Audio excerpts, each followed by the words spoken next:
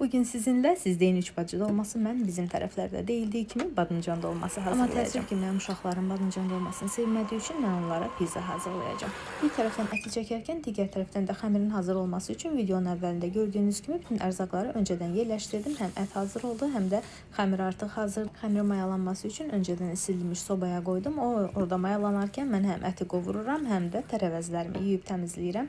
Səhər-səhər isə tezdən oyananda artıq noxutumu qaynatmışdım. Biz tərəfdə badıncan dolması qətiyyən noxutsuz olmur. Noxutdan ətə qatmaq üçün təxminən bir kasa götürdüm, qalanını isə buzluğa yerləşdirdim. Bu şəkildə ət yağı düşənə qədər qovrulacaq. Əslində yağlı ətdən eləyirik bunu. Mən sadəcə biraz kərə yağı da əlavə etdim. Bu isə uşaqlarımın ən çox sevdiyi börəkdir. Pendir və şüydü qarışdırıram, yuxalara büküb soyuducuda saxlayıram. İstədikləri zaman çıxardıb qızardıb verirəm. Artıq badımcanlar orada yumuşalmaq üçün qoymuşam. Bu arada artıq börəklər də hazırdır. Onları yerləşdirdim buzluğa. Pizzamın xəmiri də hazırdır. İndi pizzanı hazırlayıb sobaya qoyacağım, amma əvvəlcə badımcanların suyunu çıxardıram.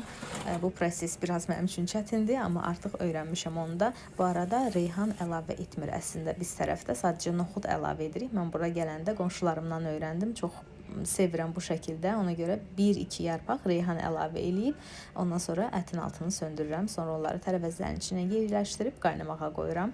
Burada artıq pizzam da bişdi. Bugünkü günüm belə keçdi. Siz tərəfdə necə bişirirlər? Rəylərdə yazın.